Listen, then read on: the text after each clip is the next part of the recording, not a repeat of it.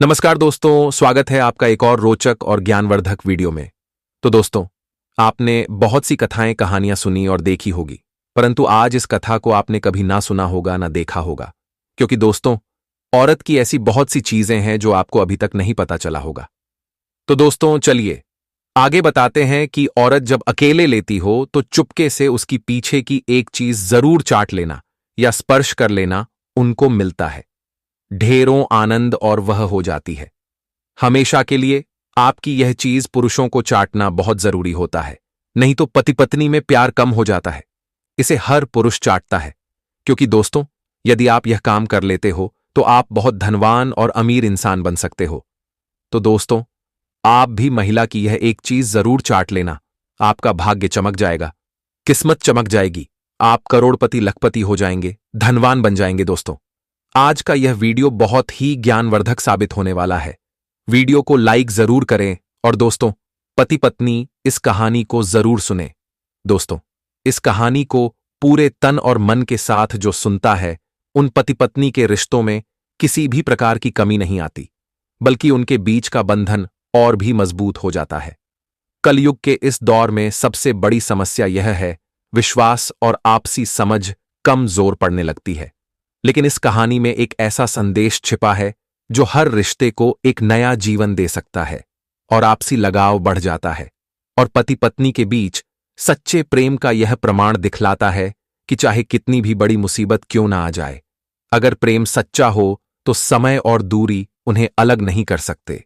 इस कहानी को सुनने के बाद हर किसी को यह महसूस होगा कि यदि पति पत्नी के बीच सच्चा प्रेम है, इस कथा में वह सब कुछ है जो आपको यह सोचने पर मजबूर कर देगा कि जीवन के कठिन पलों में भी प्यार की विजय संभव है। मित्रों, मेरा आप सभी से हाथ जोड़कर अनुरोध है कि आप लोग इस कथा को शुरू से लेकर अंत तक पूरा अवश्य सुने।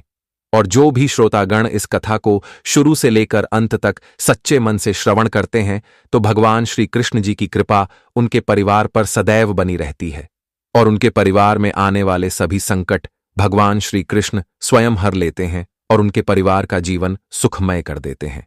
मित्रों, आप सभी को पता है कि आधा अधूरा ज्ञान पाप के समान होता है। इसीलिए दोस्तों, आपको इस वीडियो को पूरा श्रवण करना है ताकि आपको संपूर्ण जानकारी मिल सके। दोस्तों, अब आपका ज्यादा समय व्यर्थ न करते हुए इस ज्ञानवर्धक कथा को सुनाना आरंभ करते हैं। मित्रों, एक बार की बात है, भगवान विष्णु सागर के नीले स्वर्ण युक्त वातावरण में अपने आसन पर विराजमान थे। तभी वहां पर अंतरिक्ष मार्ग से होते हुए गरुड़ महाराज पधारते हैं और भगवान विष्णु को प्रणाम करते हुए कहते हैं, हे तीनों लोक के देव, आप मेरा प्रणाम स्वीकार करें। तब भगवान विष्णु गरुड़ महाराज को आशीर्वाद देते हुए कहते हैं, हे गरुड़ महाराज, आज आप कई अरसे बाद किस प्रयोजन से यहां पर पधारे हो और तुम मुझे किसी विषय में चिंतन करते हुए प्रतीत हो रहे हो। तब गरुड़ महाराज जी कहते हैं, हे प्रभु, आज मेरे मन में एक प्रश्न ने फिर से जन्म लिया है, जिसकी वजह से मेरा मन किसी भी कार्य में नहीं लग रहा है। तब भगवान विष्णु जी कहते हैं, हे गरुड़ महाराज, आप अपना प्रश्न पूछिए, मैं आपके प्रश्न का उत्तर देने के लिए तैयार हूं। तब गरुड़देव कहते हैं, हे प्रभु, औरत के वह कौन सा अंग है जिसे चाटने से अपार धन की प्राप्ति होती है? गरुड़ देव जी का यह प्रश्न सुनकर भगवान विष्णु जी कहते हैं, हे गरुड़ महाराज, आज आपने समस्त मानव जाति के लिए यह प्रश्न पूछा है।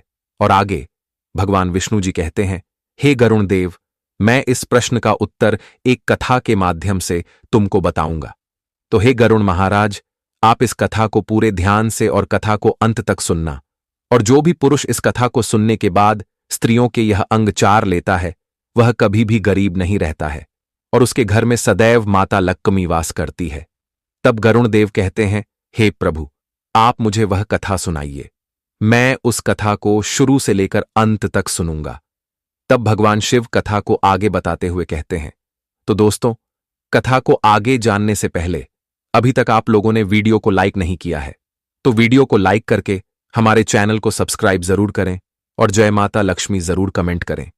तो मित्रों, कथा को आगे बताते हुए भगवान विष्णु जी कहते हैं, हे गरुड़ देव, एक बार की बात है, पश्चिम देश के एक छोटे से गांव में बजरंग नाम का एक व्यक्ति रहता था।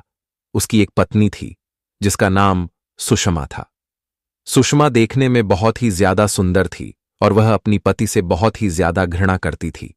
इसी कारण बजरंग अपनी पत्नी से बहुत ही ज्यादा परेशान था, क्योंकि उसकी पत्नी बात बात पर हमेशा उसे ताना मारा करती थी।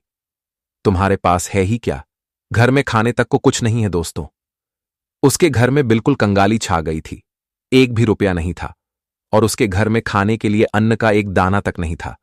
दोस्तों, एक तो घर में खाने के लिए खाना नहीं था, ऊपर से पत्नी का ताना सुन सुनकर वह बहुत परेशान हो गया था। बजरंग को बिल्कुल भी समझ नहीं आ रहा था कि मैं क्या करूं।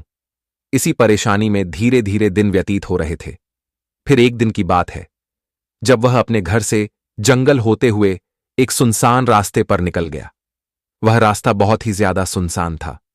उस रास्ते पर दूर दूर तक कोई नजर नहीं आ रहा था। उसको पेड़ पौधों के अलावा ना कोई पशु ना ही कोई पंछी नजर आ रहा था। वह चलते ही जा रहा था। तभी उसको जंगल के भीतर एक आश्रम दिखाई देता है। वह उस आश्रम के पास जाता है तो वह सोचता है कि यहां दूर दूर तक ना कोई पशु ना कोई पंछी ना ही कोई मनुष्य दिखाई दे रहा है, तो यह आश्रम कहां से आ गया। तभी उसकी नजर एक साधु पर तपस्या करते हुए दिखाई दिए। आगे भगवान विष्णु जी कहते हैं, हे गरुण महाराज। फिर बजरंग उस साधु के पास जाकर बैठ गया। जब साधु ने अपना तप खत्म किया तो बजरंग उनके सामने जोर जोर से विलाप करने लगा। साधु ने बजरंग से कहा, है पुत्र, तुम्हें क्या दिक्कत, तुम क्यों विलाप कर रहे हो, आखिर तुम्हें क्या परेशानी है। तब बंजरग ने साधु महाराज से कहा, है महाराज, मेरी एक पत्नी है जो कि मुझे रोजाना ताना मारती है। मैं गरीब हूं तो मैं क्या करूं, कितना भी कुछ कर लूं लेकिन धन कमा ही नहीं पाता हूं। मेरा एक छोटा सा धंधा था, वह भी पत्नी के क्लेश की वजह से चौपट हो गया। वह दिन रात मुझसे झगड़ा करती है। अब तो मैं दाने दाने के लिए परेशान हो गया हूं। हमारे घर में खाने के लिए ना ही कोई अन्न है और पीने तक के लिए ना ही कोई पानी है, और इस वस्त्र के अलावा मेरे पास कोई दूसरा वस्त्र भी नहीं है, जिसकी वजह से मैं एक हो वस्त्र पहनता हूं। है साधु महाराज, लेकिन मैं अपनी पत्नी को समझाता हूं कि वह मुझे ताने ना मारे, मुझसे झगड़ा ना करे, लेकिन वह बिल्कुल भी नहीं मानती है। साधु महाराज जी, इसी वजह से मैं बहुत ज्यादा परेशान हूं। इसी वजह से मैं अपना घर छोड़कर यहां आया हूं। तब साधु जी कहते हैं, रोमित बेटा, मैं तुम्हें एक काम बताने जा रहा हूं जो तुम्हारी किस्मत चमका देगा। तुम्हें अपनी औरत का सिर्फ यह अंग बेशर्म होकर कर चाट लेना है। अचानक तुम्हारे घर में धन की प्राप्ति होने लग जाएगी। तुम देखते ही देखते बहुत अमीर बन जाओगे। साधु जी कहते हैं, जो भी पुरुष औरतों का यह अंग चाट है, उसके घर में कभी भी धन की कमी नहीं रहती है और ना ही उसके घर में लड़ाई होती है। वह जो भी व्यापार करता है उसमें हमेशा तरक्की होती है, और तो और उसके घर में मां लक्ष्मी का वास रहता है। आप यह समझ जाएं कि माता लक्ष्मी उसके घर में सदैव के लिए कैद हो जाती है। आगे साधु महाराज रामानंद से कहते हैं, हे पुत्र, अब मैं तुमको औरत के उन अंगों के बारे में बताने जा रहा हूं। इसे ध्यान से सुनना और अपने जीवन में इस पर गौर करना।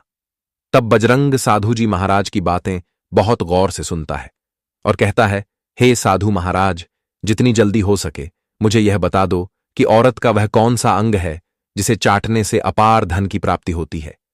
तभी साधु महाराज बजरंग से कहते हैं, हे पुत्र, इतनी भी क्या जल्दी।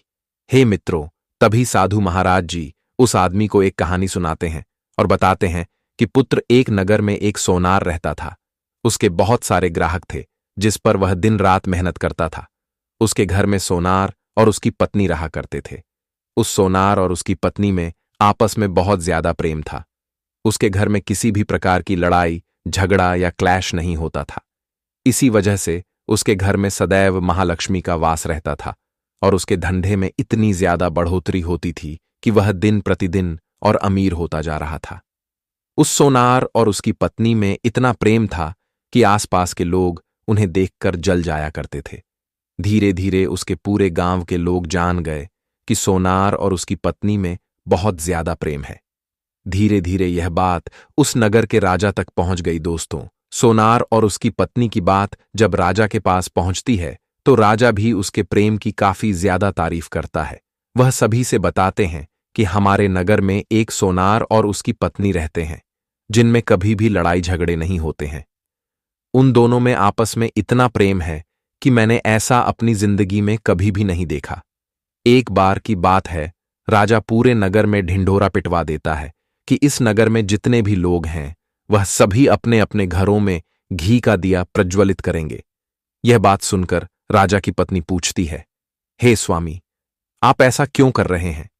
सबके घर में घी का दिया क्यों जलवा रहे हैं? राजा अपनी पत्नी की यह बात सुनकर कहते हैं, हे जीवन संगनीर, प्रेम की निशानी होती है। जिसके घर में घी का दीपक जलता है उसके घर घर में सदैव प्रेम बना रहता है और उसी घर में सदैव माता लक्ष्मी वास करती है। और मैं चाहता हूं कि जो प्रेम सोनार और उसकी पत्नी के घर में है वह हमारे पूरे नगर में रह रहे पति पत्नी के बीच हो। इसीलिए मैं हर घर में दीपक जलवाना चाहता हूं। दोस्तों, राजा के सैनिक जाते हैं और हर जगह नगर में दुग्गी और ढिंढोरा पीट देते हैं और कहते हैं, सभी नगरवासियों को यह सूचित किया जाता है कि सभी लोगों को महाराज का आदेश है कि सभी लोग अपने अपने घरों में घी के दीपक प्रज्वलित करेंगे और सभी के घरों में रात भर घी का दीपक जलना चाहिए। दोस्तों, राजा की यह बात मानकर सभी नगरवासी अपने अपने घरों में घी के दीपक जला देते हैं। लेकिन जैसे ही आधी रात होती है सभी के घर के दीपक बुझ जाते हैं, लेकिन सोनार के घर का दीपक वैसे ही जलता रहता है। दोस्तों, दीपक हमेशा सोनार की पत्नी जलाती। सोनार की पत्नी अपने पति से प्रेम तो करती थी, परंतु उसका प्यार दिखावे मात्र का था। उस सोनार की पत्नी हमेशा माता लक्ष्मी की पूजा किया करती थी, लेकिन उस सोनार की पत्नी सोनार की बात नहीं मानती थी। वह हमेशा अपनी मनमानी करती थी। उसका जो भी मन करता था वही काम करती थी। लेकिन सोनार को इस बात से कोई भी दिक्कत नहीं होती थी, क्योंकि सोनार बहुत समझदार था। सोनार सोचता था, मैं अपनी पत्नी को रोक टोक करूंगा तो घर में बेवजह ही लड़ाई झगड़ा होंगे। कई चीजें सोनार इस वजह से अनदेखा करता था कि उसके घर में प्रेम बना रहे। राजा अपने महल को छोड़कर पूरे नगर का नजारा देख रहे थे। उन्होंने देखा कि सारे नगर में किसी के घर में दीपक नहीं जल रहा है, लेकिन सोनार के घर में दीपक जल रहा है। तब राजा अपनी रानी से बोलता है कि देखो, सोनार और उसकी पत्नी के घर में दीपक जगमगा रहा है, लेकिन पूरे नगर में कहीं दीपक नहीं जल रहा है। इसी से पता लगता है कि सोनार और उसकी पत्नी में कितना प्रेम है। तब राजा की पत्नी राजा से बोलती है कि जो सोनार और उसकी पत्नी में प्रेम है वह सोनार की पत्नी की वजह से है और इसी वजह से उसके घर में इतना ज्यादा प्रेम है। दोस्तों, जब राजा रानी की बात सुनता है तो कहता है, नहीं, तुम्हारा सोचना गलत है। जो प्रेम सोनार और उसकी पत्नी के बीच में है वह उसकी पत्नी की वजह से नहीं है, बल्कि वह सोनार की वजह से है। रानी कहती है कि सोनार की पत्नी बहुत ज्यादा समझदार है। आपका सोचना गलत है और यही वजह है जो कि उनके घर में कभी भी लड़ाई झगड़ा नहीं होता है। राजा कहता है कि सोनार समझदार है और रानी कहती है कि सोनार की पत्नी समझदार है। दोस्तों, इसी तरह कुछ देर तक बहस चलता रहा। इसी बात को लेकर राजा और रानी के बीच काफी झगड़ा हो गया। इसके बाद रानी राजा की दाढ़ी उखाड़ ली और राजा ने रानी को उठाकर पटक दिया। इसके बाद राजा कहता है, हम लोगों को झगड़ा करने की जरूरत नहीं है। क्यों ना हम सोनार और उसकी पत्नी की परीक्षा ले लो, सारा दूध का दूध और पानी का पानी हो जाएगा। लड़ाई करने के बाद इस बात पर राजा और रानी दोनों सहमत हो गए और दोनों की परीक्षा लेने के लिए तैयार हो जाते हैं। तब राजा अपने महल में जाता है और एक युवा सैनिक को बुलाता है और युवा सैनिक से बोलता है कि तुम सोनार के पास जाओ और जो जो प्रश्न मैं तुमसे बोल रहा हूं वह तुम सोनार को बोल देना। वह युवा सैनिक बोलता है, ठीक है महाराज। वह सैनिक राजा की बात सुनकर सोनार के पास जाता है। उस समय सोनार की पत्नी बाजार गई थी, लेकिन सोनार की कुछ तबीयत ठीक नहीं थी। इस वजह से वह आज के दिन व्यापार करने नहीं गया था। इस समय वह सोनार के घर पहुंच जाता है और सोनार से कहता है, मैं राज दरबार से आया हूं, राजा साहब ने मुझे भेजा है। दोस्तों, सोनार कहता है, बताइए, मैं आपकी क्या सेवा कर सकता हूं? आप बैठ जाइए, मैं आपके लिए पानी लेकर आता हूं। तभी वह युवा सैनिक बोलता है कि नहीं, तुम कुछ भी मत लाओ, मैं राजा का सैनिक हूं, बस आपके पास राजा का समाचार लेकर आया हूं। तब किसान कहता है, ठीक है, आप मुझे बताओ, राजा साहब ने मेरे लिए क्या समाचार भेजा है? सैनिक कहता है, सोनार जी, राजा साहब ने यह बोला है कि यदि तुम अपनी पत्नी को जान से देते हो तो राजा जी आपको बहुत सारे हीरे जवाहरात और साथ में तुम्हारे जमीन से 2 गुना ज्यादा जमीन राजा जी आपको गिफ्ट में देंगे। इसके अलावा राजमहल का आधा हिस्सा भी आपको दिया जाएगा। लेकिन मित्रों, सोनार ने जवाब दिया, वह सुनने लायक है। सोनार ने कहा, राजा जी अपना पूरा राजमहल मुझे क्यों ना दे दे, लेकिन मैं अपनी पत्नी को नहीं छोड़ूंगा। जाओ और अपने राजा से कह दो। सोनार ने ऐसा कहा है। फिर सैनिक वहां से चले जाते हैं और सोनार की सारी बात राजा को कह सुनाते हैं। इस समय रानी वह सैनिक की बात सुन रही थी। सुनने के बाद रानी ने कहा, आपने सोनार की तो परीक्षा ले ली है, लेकिन सोनार की पत्नी की परीक्षा नहीं ली है। इस तरह से हम कैसे पता कर सकते हैं कि कौन समझदार है? इसके बाद रानी ने कहा कि अब मैं भी सोनार की पत्नी की परीक्षा लेना चाहती हूं। जब दोनों की परीक्षा हो जाएगी तभी पता चलेगा कि कौन ज्यादा समझदार है।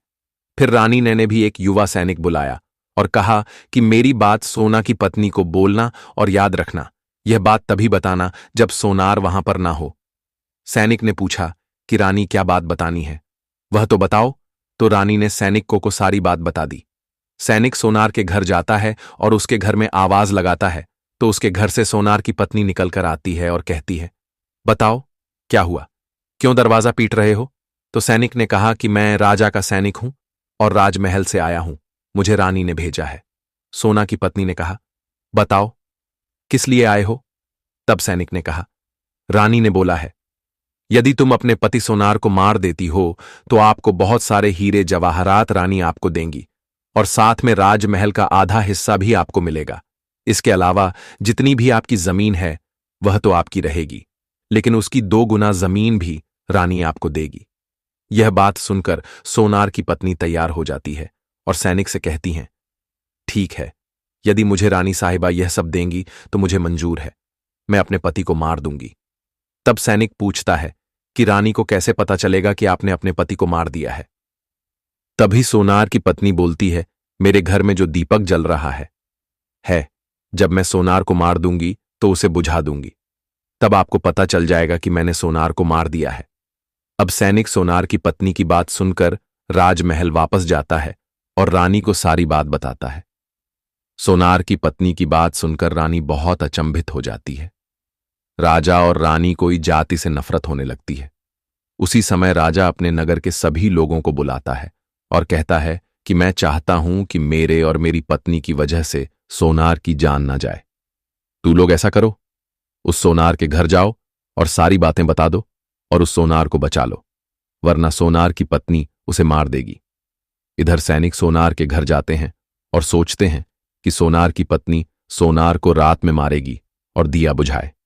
इससे पहले ही हम सोनार के घर में पहुंच जाते हैं और सोनार को बचा लेते हैं। दोस्तों, जैसे ही राजा के सैनिक सोनार के घर पहुंचते हैं तो देखते हैं कि सोनार तो मरा पड़ा हुआ है। तो सैनिक सोनार की पत्नी से बोलते हैं कि तुमको तो सोनार को रात में मारने के लिए बोला था, लेकिन आपने अभी सोनार को क्यों मार दिया? तब उस सोनार की पत्नी बोलती है कि सोनार को तो मुझे मारना ही था, रात में तो मुझे सिर्फ दिया ही बुझाना था, इसलिए सोनार को तो मैंने दिन में ही मार दिया है। सभी सैनिक तुरंत ही सोनार के घर से दौड़ते हुए राजमहल जाते हैं और राजा रानी को सारी बातें बताते हैं। राजा और रानी क्रोध से आग बबूला हो जाते हैं। इसके बाद राजा और रानी सोनार की पत्नी को बंदी बनाकर लाने के लिए अपने सैनिक से कहते हैं। सैनिक जाते हैं, सोनार की पत्नी को बंदी बनाकर ले आते हैं।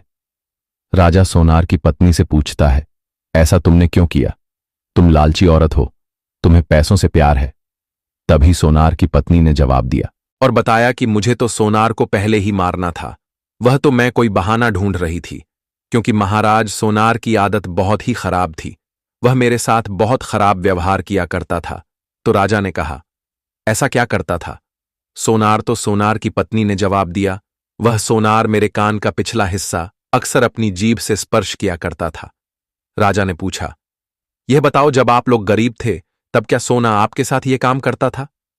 तो सोनार की पत्नी बोलती है, नहीं महाराज, तब ऐसा नहीं करता था। तब राजा ने कहा, मैं समझ गया कि सोनार ऐसा क्यों करता था। उसी समय साधु जी ने बजरंग से पूछा, तुम्हें कुछ समझ में आया? औरत का कौन सा अंग चाटने से लोगों को अचानक धन की प्राप्ति होती है? तो रण ने कहा, नहीं साधु जी, मुझे अभी समझ में नहीं आया। तभी साधु जी कहते हैं, अगर अभी समझ नहीं आया तो मैं फिर से आपको बताता हूं। सोनार अपनी पत्नी के कान का पिछला हिस्सा अपने जीभ से स्पर्श करता था। है पुत्र, जो भी पुरुष औरत का यह हिस्सा अपनी जीभ से स्पर्श करता है, उसके किस्मत के द्वार खुल जाते हैं, उसे अचानक धन की प्राप्ति होती है। ऐसा इसीलिए होता है क्योंकि औरत के कान के पिछले हिस्से में माता लक्ष्मी का वास होता है। जब आप ऐसा करते हैं तो माता लक्ष्मी आपसे प्रसन्न हो जाती है और आपको अपार धन देती है। और आपने एक बात तो जरूर सुनी होगी, औरतें माता लक्ष्मी का रूप मान जाती है। यही वजह है इस संसार में जो भी मनुष्य यज्ञ पवित्र काम करता है, उसका घर धन से भर जाता है, जो कि इस कहानी में सोनार भी अपनी पत्नी के साथ करता था। लेकिन आप जब भी ऐसा काम करें, तब आपको अपनी पत्नी को पूरी बात बता देनी चाहिए, अन्यथा आपके जीवन में ऐसा अनर्थ भी हो सकता है। मित्रों, आगे भगवान विष्णु जी कहते हैं, हे गरुण महाराज, आपको आपके सभी प्रश्नों के उत्तर मिल गए होंगे। तब गरुण देव कहते हैं, हे प्रभु, मुझे मेरे प्रश्नों के उत्तर मिल गए हैं। अब मैं इस रहस्य को पूरे मानव जाति में विख्यात करूंगा और इसी रहस्य के कारण सभी की गरीबी दूर हो जाएगी और उसके घर में माता लक्ष्मी सदैव वास करती है। तो दोस्तों, यह कथा आपको अवश्य पसंद आई होगी। अगर आपको यह कथा पसंद आई हो तो कमेंट में जय मां लक्ष्मी जरूर कमेंट कर देना। और दोस्तों, अगर आप लोगों ने अभी तक हमारा चैनल सब्सक्राइब नहीं किया है तो चैनल को सब्सक्राइब जरूर कर लें। और इसी तरह के ज्ञानवर्धक वीडियो के लिए आप हमारे चैनल को सब्सक्राइब करने के बाद बेल नोटिफिकेशन को ऑल पर सिलेक्ट जरूर कर लेना। तो दोस्तों, मिलते हैं इसी तरह की अन्य ज्ञानवर्धक कथा के साथ। तब तक के लिए धन्यवाद।